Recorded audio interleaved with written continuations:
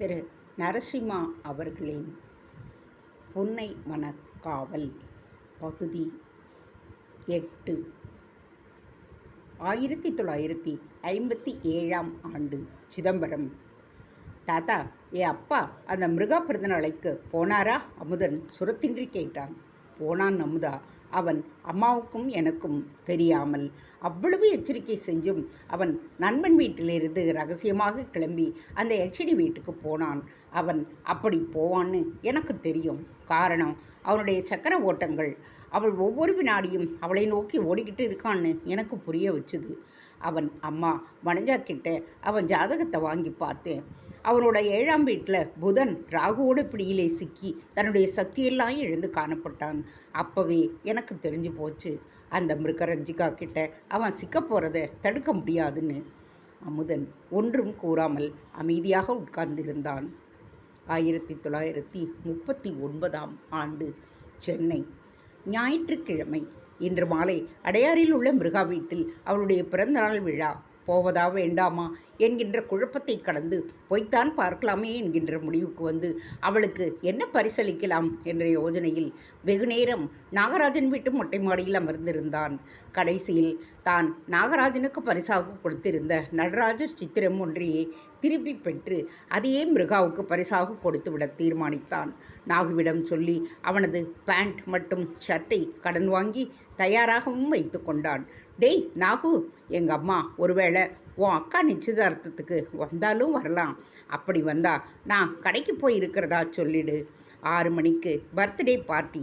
போன வேகத்திலேயே திரும்பியும் வந்துடுறேன் புருஷோத்தமன் சொல்ல நாகு அவனை எச்சரிக்கை செய்தான். பார்த்துடா, அந்த பொண்ணை பார்க்க போகக்கூடாதுன்னு ஜோசியர் சொன்னதா காத்தால சொல்லிட்டு சாயங்காலமே அவளை பார்க்க போறியே.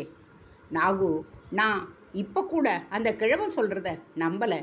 என் ஆத்துக்கு அவளோட பிறந்த நாளுக்கு அழைக்க வந்தாள் அம்மா.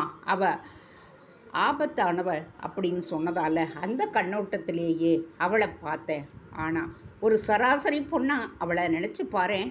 அவள் கார் நம்ம மேலே மோதிடுமோ, அதனால தானே வந்து குசலம் விசாரிச்சுட்டு உதவி வேணுமான்னு கேட்டா. நடக்க முடியாமல் தவிச்ச எனக்கு லிஃப்ட்டும் கொடுத்தா. அஃப்கோர்ஸ் ஓ கிட்ட விசித்திரமாகவே நடந்துக்கிட்டா. அதை வச்சு அவளை பொல்லாதவள்னு முடிவு கட்டிட முடியுமா? காலேஜில் என் அட்ரஸை வாங்கிட்டு ஆற்றுக்கே வந்தா. பிறந்த நாளைக்கு அழைக்க வந்தவ கொஞ்ச நேரம் என்னோட விளையாடினா. பெரிய வீட்டு பெண்கள்னா கொஞ்சம் ஃப்ரீயாக பழகுவா, அவ்வளவுதானே நடந்திருக்கு. இதுவரைக்கும் அவளை 3 தடவை சந்திச்சிருக்கேன். இதுக்கு போய் அவள் யட்சினின்னு முடிவு கட்டினா நம்ம காலேஜில் படிக்கிறதுக்கே அர்த்தம் இல்லைன்னா ஆகிடும். வீடு ஏறி வந்து பர்த்டே பார்ட்டிக்கு அவ்வளவு பெரிய கவர்மெண்ட் லீடர் பொண்ணே அழைச்சிருக்கிறா. போய் ஹலோ சொல்லிட்டு வந்துடுறதுல என்ன தப்பு? அவள் நல்லவளா இல்லை கெட்டவளா நான் தொடர்பு வச்சுட்டாதானே சங்கட்டம். இன்றைக்கி சாயங்காலத்தோட நான் அவளை கழட்டி விட்டுட்டு போகிறேன். நாகு அவனை சிரிப்புடன் பார்த்தான். நான் ஒரே ஒரு கேள்வி தான் கேட்டேன். நீ இவ்வளவு சமாதானங்கள் சொல்கிற. சமாதானங்களை உனக்கு நீயே சொல்லிட்ட மாதிரி தான் எனக்கு படுது. உனக்கே போகிறதாவே என்ன பண்ணு குழப்பம்னு நினைக்கிறேன். பேசாமல் போகாமலே இருந்துடு. நிச்சயதார்த்த வேலைகளை பாருடா. இலக்கு எவ்வளவு தூரத்தில் இருக்கிறது என்பதை பார்த்து உன் வேகத்தை அதிகரித்து ஓடு. நம்பாடுவான் கூறியது காதில் ஒலிக்க, அங்கே போனாலும் ஒருவேளை இலக்கு என்ன என்பது தெரியுமோ என்னவோ என்று உள்மனதிற்குள் ஒரு குரல் ஒலிக்க அமைதியாக நாகுவை வெறித்து கொண்டிருந்தான். கீழே மேளம் ஒலிக்கத் தொடங்க நிச்சயதார்த்தம் ஆரம்பித்து விட்டது என்பதை புரிந்து கொண்டு நண்பர்கள் கீழே சென்றனர். சிறிது நேரம் இப்படியும் அப்படியும் ஓடி ஆடிவிட்டு நடராஜர் ஓவியத்தை அழகாக பேக் செய்து கொண்டு அடையாருக்கு கிளம்பினான் புருஷோத்தமன். அடையாறு ஆற்றை ஒட்டி இருந்த மரங்களர்ந்த சாலையில் இருந்தது சர் வாகீசனின் பங்களா.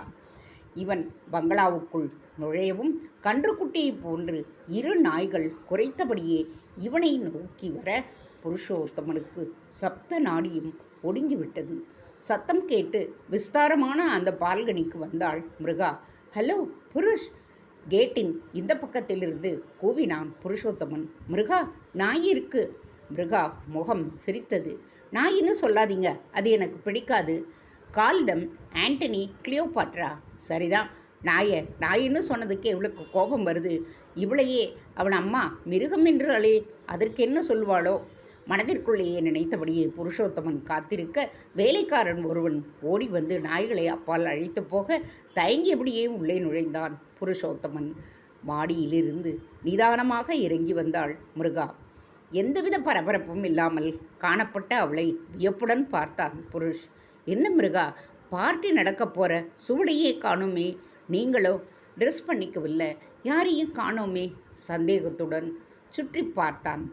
பார்ட்டி 7 மணிக்குத்தான், சும்மா பேசிகிட்டு இருக்கலாமேன்னு தான் உங்களை 5 மணிக்கே வர சொன்னேன். பார்ட்டிக்கு அலங்காரங்கள் செய்யலையே, அரை மணி நேரத்தில் வேலைக்காரங்க ரெடி பண்ணிடுவாங்க. நீங்கள் வாங்க, என் ரூமுக்கு போகலாம். உங்கள் ரூம்க்கா? வேண்டாமே, இப்படியே கூடத்திலேயே உட்கார்ந்துருக்கிறேனே. கூடமா? You mean hall? கலகலவென்று சிரித்தவள் அவனை பார்த்து தலையை சாய்த்தபடியே கண்களை சுழற்றினாள். ரெடிகுலஸ், என் ரூமுக்கு வந்தால் தான் என்னை பற்றி முழுசாக தெரிஞ்சுப்பீங்க. இங்கே உட்கார்ந்துருந்தா உங்களால் ஒன்றுமே தெரிஞ்சுக்க முடியாது. ஃபாலோ மீ என்று கட்டளையாக ஒலித்த குரலில் கூறிவிட்டு மாடி ஏறத் தொடங்கினாள். அந்த மாடிப்படிகளின் இடையே இருந்த வேண்டிய அளவு இவன் வீட்டு ஹாலே அவ்வளவுதான் இருக்கும்.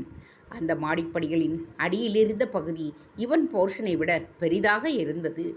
இது என்னடா இம்சை, நான் வந்ததே தவறோ என்கின்ற எண்ணம் அவன் ஒவ்வொரு மாடிப்படியாக ஏற ஏற அதிகரித்து கொண்டே போனது. அந்த எண்ணமும் மாடியில் இருந்த ஒரு அறையில் அவளுடைய அப்பா வாகிசன் ஏதோ ஃபைலை பார்த்து கொண்டிருக்க அவர் மனைவி சாரதா காஃபியை ஆற்றிக்கொண்டிருந்தாள்.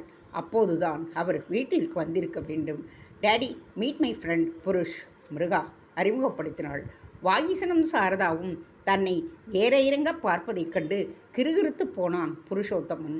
சம்பிரதாயத்துக்கு ஒரு ஹலோ சொல்லிவிட்டு வாகிசன் மீண்டும் பைலில் மூழ்க சாரதா மட்டும் புருஷோத்தமனை கண்களால் அளவெடுத்தாள். கம் புருஷ், அவனை தன் அறைக்கு வழிநடத்தி சென்றாள் மிருகா. அவளுடைய அறை மிகவும் விசாலமாக இருந்தது. அறையை பார்க்கும் பொழுது ஏதோ லண்டன் சிமாட்டியின் படுக்கறையைப் போல மேற்கத்திய பாணியில் அலங்காரங்கள் செய்யப்பட்டிருந்தது. அவள் படுக்கையின் மேல் சாட்டின் துணியால் விதானம் அமைக்கப்பட்டிருந்தது. இந்திய கலாச்சாரத்தை பிரதிபலிக்கக்கூடிய பொருட்கள் எதுவுமே இல்லையே என்று அவன் நினைத்த அடுத்த கணமே அந்த முடிவை மாற்றிக்கொள்ளும்படியாக நேர்ந்தது. படுக்கையறையின் மூலைகளில் ரதி மன்மதனின் சிருங்கால லீலைகள் சிலைகளாக வைக்கப்பட்டிருந்தன. மர அலமாரிகளில் நிறைய புத்தகங்கள் வரிசையாக அடுக்கப்பட்டிருந்தன. மேஜையின் மீது சில புத்தகங்களும் ஆல்பங்களும் இறைந்து கிடந்தன. புருஷ், என்னோட பொழுதுபோக்கே ஃபோட்டோகிராஃபி தான். ரொம்ப அரிய புகைப்படங்களை சேகரிக்கிறதுனா எனக்கு ரொம்பவும் பிடிக்கும். ஆல்பம் கலெக்ட் பண்ணுறேன். ஆமாம், உங்கள் கையில் என்ன? புருஷ் கொண்டு வந்திருந்த அந்த பார்சலை பிடுங்கி அதை பிரித்தாள். வாவ் என்று வாயை குவித்து செயற்கையாக தன்னுடைய ஆச்சரியத்தை வெளிப்படுத்தினாள். ஐ சி, நீங்கள் பெயிண்ட் செய்வீங்களா? கீழே புருஷனு போட்டிருக்கீங்களே. ஆச்சரியத்துடன் பார்த்தவள் மீண்டும் தலையை சாய்த்தபடியே அவனை கிறக்கத்துடன் பார்த்தாள்.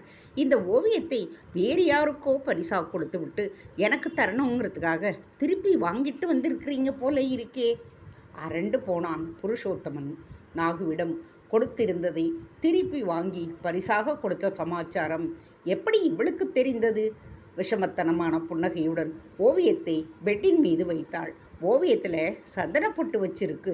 நீங்கள் ஐயங்கார் நடராஜரை கும்பிட மாட்டீங்க, சந்தன பொட்டெல்லாம் வைக்க மாட்டீங்க. ஸோ நான் கெஸ் பண்ணினேன், அவ்வளவுதான். உண்மையிலேயே மலைத்து போய்விட்டான் புருஷோத்தமன். நுணுக்கமான விஷயங்கள் கூட அவள் பார்வையில் இருந்து தப்ப முடியாது போல இருக்கிறது. புருஷ், நேரம் கிடைக்கும்போது என்னையும் நீங்கள் வரையணும். புருஷாவின் மிருகம்னு அந்த ஓவியத்துக்கு கேப்ஷன் கொடுக்கலாம். உரத்த குரலில் மிருகா சிரிக்க புருஷோத்தமனுக்கு வியர்த்து விட்டது. ஓ சாரி, நான் எதை பற்றி பேசிகிட்டு இருந்தேன்? எஸ், ஃபோட்டோகிராஃபி பற்றி. எனக்கு ஃபோட்டோ எடுக்கிறது ஹாபி. அப்பாவோட வேர்ல்டு டூர் போகிறச்சு ஃபோட்டோ எடுக்கிறதும் அரிய புகைப்படங்களை சேகரிக்கிறதுமாக இருப்பேன். அப்படி நான் கலெக்ட் பண்ண த பெஸ்ட் புகைப்படங்களை ஆல்பம் பண்ணி வச்சுருக்கேன், பார்க்குறீங்களா? அவன் பதிலுக்கு காத்திராமல் மேஜை மீது இருந்த பெரிய ஆல்பம் ஒன்றை கொண்டு வந்தாள். ஆர்வத்துடன் அதை வாங்குவது போல பாவனை செய்தான் புருஷ். பார்ட்டி தொடங்குகிற வரையில் அவளை சமாளித்தாக வேண்டுமே. புருஷ் எதிர்பாரா வண்ணம் அவனுக்கு மிக அருகாமையில் அமர்ந்து கொள்ள தலையை குனிந்து கொண்ட அவன் கண்களில் அவளுடைய பாதங்கள் பட்டன. சிறியதாக இருந்த அந்த பாதங்கள் தரையில் பதிந்திருக்கின்றனவா என்று உற்று பார்த்தான். இரு கால்களிலும் கடைசி இரு விரல்கள் கம்பளத்தில் பதிந்திருக்கவில்லை. கண்கள் பூனைக்கண்களாகத்தான் தெரிந்தன. ஜாடையாக அவளுடைய இடைப்பகுதியை நோக்கினான். மடிப்புகள் எதுவுமின்றி வெண்மையான அவளது இடை சோழிக்கும் சேலைக்கும் நடுவே பாலம் அமைத்திருந்தது.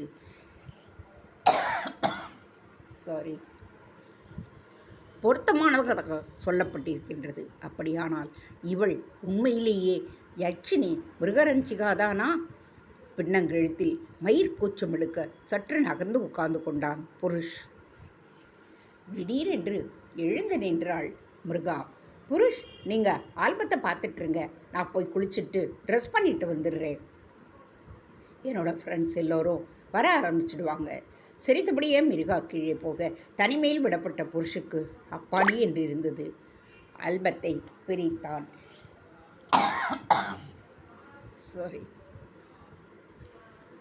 அவன் முதல் பக்கத்தில் சிறு கிரிப்பு ஒன்று காணப்பட்டது. எனக்கு மிகவும் பிடித்த புகைப்படங்கள் என்று தன் கையில் எழுதி அதன் கீழே மிருகநயனானி என்று தன்னுடைய கையெழுத்தையும் போட்டிருந்தாள். புருஷ் வேண்டா வெறுப்புடன் அந்த பக்கத்தை திருப்பி முதல் ஃபோட்டோவை பார்த்தான். ஒரு நதி பாய்ந்து கொண்டிருக்க அதன் கரையில் ஒரு கல் பாறை. அந்த நதி நீர் அரித்ததால் அந்த பாறையில் துவாரங்கள் ஏற்பட்டிருந்தன. அந்த படத்தை சற்று நேரம் பார்த்த புருஷ் அதன் கீழே இருந்த குறிப்பை படித்தான். பெண் நதிநீர் போன்றவள்.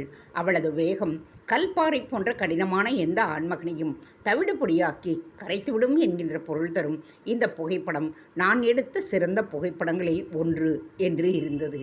அந்த பக்கத்தை திருப்புவதற்காக எத்தனித்த புருஷனின் கை நின்று போனது. அவனது சிந்தனையில் ஏதோ பொறி தட்டியது. கருங்கல்லாய் நிலை பெற்று நெல்லுங்கால் பெருநீராய் உரைத்திடப் பாய்ந்தாள். நம்பாடுவான் காலையில் படித்த பாட்டு காதில் ஒலிக்க குப்பென்று வியர்த்து விட்டது அவனுக்கு. சட்டென்று அந்த படத்தை பார்ப்பதை தவிர்க்க எண்ணி அந்த பக்கத்தை திருப்பிவிட்டான். அடுத்த புகைப்படத்தை பார்த்தவன் உறைந்து போனான். நீண்ட பெரும் புல்வெளியில் வெட்டுக்கிளி ஒன்று மேய்வதை க்ளோஸ்அப்பில் எடுத்திருந்தாள் மிருகா. கைகள் நடுங்க அந்த படத்தின் கீழ் காணப்பட்ட குறிப்பை படித்தான். புல்லில் அதிகம் சக்தி உள்ளது. அதை மேய்ந்து உண்ணும் குதிரைகளின் சக்தியை ஹார்ஸ் பவர் என்கின்றோம். இந்த சக்தியின் மூல காரணமான இந்த புல்வெளி கண்ணுக்கு ரம்மியமாக உள்ளது. இந்த புல்லை மேயும் வெட்டுக்கிளி ஒரு குதிரையாக மாறினாலும் ஆச்சரியமில்லை என்று எழுதப்பட்டிருந்தது. நாக்கு உலர்ந்து போக புருஷ் அடுத்த பக்கத்திற்கு தாவினான். ஒரு அழகிய ரோஜா பூவில் வண்டொன்று அமர்ந்து தேன் குடிப்பதை படம் பிடித்திருந்தாள் மிருகா. உடனே குறிப்பை கவனித்தான். பெண்ணை பூவுக்கும் ஆணை வண்டுக்கும் ஒப்பிடுகின்றனர் மடையர்கள். உண்மையில் பெண்களின் கண்களை கருவண்டாக கூறுபவர்கள்தான் புத்திசாலிகள். வண்டு பூவை துளைத்து தேனை அருந்துவது போல பெண்களின் கூரிய கண்கள் ஆண்களின் பலமான மார்பை துளைத்து அவர்களது இதய மலர் தேனை ருசித்து அவர்களை தங்கள் வசம் இழக்கச் செய்து விடுகின்றனர் என்று இருந்தது. புருஷோத்தமனின் தலை முதல் பாதம் வரை நடுக்க அலை ஒன்று பாய்ந்தது. என்ன இது? நம்பாடுவான் இவனிடம் பாட்டாக தெரிவித்திருந்த அத்தனை காட்சிகளும் காட்சியாக மிருகாவின் ஆல்பத்தில் புகைப்படங்களாக இருக்கின்றனவே. கலக்கத்துடன் அடுத்த பக்கத்தை பார்த்தான் புருஷ். ஒரு ஆலமரத்தினை பிளந்து வளர்ந்திருந்த ஒரு வேப்ப மரத்தின் புகைப்படம் காணப்பட்டது. அவசரமாக குறிப்பை படித்தான். ஆலமரம் ஆண்மையின் சின்னம், வேப்பமரம் பெண் மரம். ஆலை பிளந்திட்ட இம்மரம் பெண் சக்தியில் ஒரு எடுத்துக்காட்டு. ஆண்மை வீழக்கூடியது என்பதை உணர்த்தும் இந்த படம் எனக்கு மிகவும் பிடித்தது என்று எழுதியிருந்தாள் மிருகா. நம்பாடுவான் கூறியதிலிருந்து அத்தனையும் நிதர்சனமான உண்மை என்பதை உணர்ந்தான் புருஷ். எழுந்து ஓடிவிட வேண்டும் என்கின்ற எண்ணத்தை அடக்கியபடியே அடுத்த புகைப்படத்தை பார்த்தான். 2 சிலந்திகள் புணர்ச்சியில் ஈடுபட்டிருக்கின்ற புகைப்படம். ஆண் சிலந்து தன்னை மறந்து நின்றிருக்க பெண் சிலந்தி அதன் தலையை கடித்துவிட பார்க்க திடீரென்று ஆண் சிலந்தி அதனிடமிருந்து தன்னை காப்பாற்றிக் கொள்ள போராடுகின்ற புகைப்படம். குறிப்பை கவனித்தான் புருஷ். பெண்ணிடம் சுகத்தை தேடும் ஆண் அவளுக்காக உயிரையும் தர சித்தமாக இருக்க வேண்டும். இதை உணராமல் தன்னை காத்துக்கொள்ள போராடும் இந்த ஆண் சிலந்தி வெறுக்கின்றேன். இந்த புகைப்படத்தை நானே எடுத்தேன். முடிவில் ஆண் சிலந்தி தப்பி ஓடிவிட ஆயாசத்துடன் கிடந்த பெண் சிலந்தியை காண அருவருப்பாக இருந்ததால் என்னுடைய செருப்பால் அதை அடித்து கொன்றுவிட்டேன். இந்த படம் எனக்கு பிடிக்காது. இருந்தாலும் இதை பார்க்கும்போதெல்லாம் எனக்குள் வேகம் பிறப்பதனால் இதை ஆல்பத்தில் வைத்திருக்கின்றேன். அதிர்ச்சி மேல் அதிர்ச்சியாக தொடர்ந்து சண்டையிடும் தேள்கள், நல்ல பாம்பை நசுக்கும் மலைப்பாம்பின் படம், புறாவை விரட்டும் பருந்தின் படம், பசுமாட்டின் மீது பாயும் புலியின் படம் என்று நம்பாடுவான் குறிப்பிட்ட அதே வரிசையில் காட்சிகள் தென்பட்டன. மிருகா அவனை விரட்டும் யட்சினிதான் என்பதை உறுதிபட தெரிவித்துவிட்டது இந்த ஆல்பம். அடுத்த படத்திற்கு தாவினான் புருஷ். ஒரு இங்கிலாந்து இளவரசியின் புகைப்படமும் அவளின் அருகே ஒரு அழகிய இளவரசனின் படமும் இருக்க குறிப்பை கவனித்தான் புருஷ். இவள் தான் ஹென்ரிட்டா என்கின்ற பிளான்ஜென் வம்சத்து இளவரசி.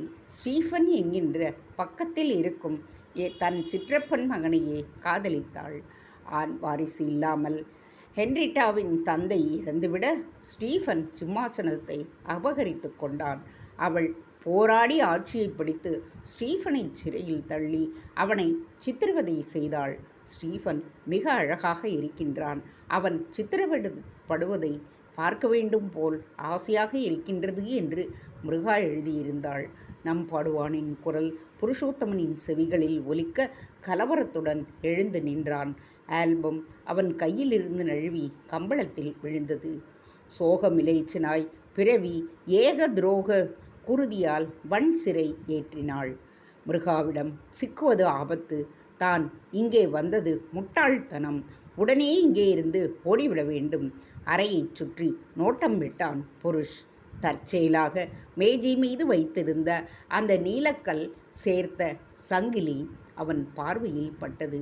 அவனுக்கு இருந்த கடைசி சிறு சந்தேகமும் போய் நம்பாடுவான் குறிப்பிட்ட மிருகரஞ்சிகா என்கின்ற யட்சினி மிருகநயனானி என்னும் பெண்ணாக வந்திருக்கின்றாள் என்பதை உறுதிப்படுத்தியது.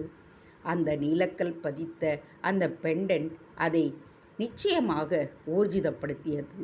அப்போதுதான் மிருகாவின் அறையை ஒட்டியிருந்த பால்கனியில் முடிவில் இறங்கி செல்லும் படிகள் அவனுக்கு தென்பட்டன. அவை நேராக கீழே கார்ஷெட்டுக்கு அருகே சென்று முடிந்திருந்தது. வீட்டிற்குள் நுழையாமல் மிருகா நேராக தன் அறைக்குள் செல்வதற்கு வசதியாக அந்த படிக்கட்டுகள் அமைக்கப்பட்டிருந்தன போலும். அந்த படிகளின் வழியே இறங்கி கார்ஷெட்டின் கூரை மீது எளிதாக ஏறி மதில் சுவரை கடந்து சாலையில் இறங்கிவிடலாம் என்பதும் அவனுக்கு புரிந்தது. ஓடு என்று உள்ளுணர்வு கூற அந்த பால்கனி படிகளில் பாய்ந்து இறங்கியவன் கார்ஷெட்டின் மீது குதித்து காம்பவுண்ட் சுவரை தாண்டி தெருவிலும் குதித்தான். அப்பாடி, அவன் தாண்டி செல்வதை கண்டுவிட்ட கிளியோபாட்ரா நாய் சோம்பலுடன் ஒருமுறை குறைத்துவிட்டு திரும்பி நின்றது. புருஷ் இன்னும் தனது அறையில் ஆல்பம் பார்த்து கொண்டிருப்பான் என்கிற நினைவுடன் மிருகா ஆனந்தமாக குளித்து கொண்டிருந்தாள். புருஷோத்தமன் அந்த சாலையில் தலைதெறிக்க ஓடினான். மிருகரஞ்சிகாவின் வேகத்தை அறிந்து கொண்டு விட்டேன். நம்பாடுவான் கூறியது போல் இனிமேல் வேகமாக ஓடிக்கொண்டே இருக்க வேண்டும் என்கின்ற எண்ணம் உந்தித்தள்ள மின்னல் வேகத்தில் அவன் ஓடிக்கொண்டிருந்தான். தேங்க்ஸ் ஃபார் வாட்சிங். Please subscribe.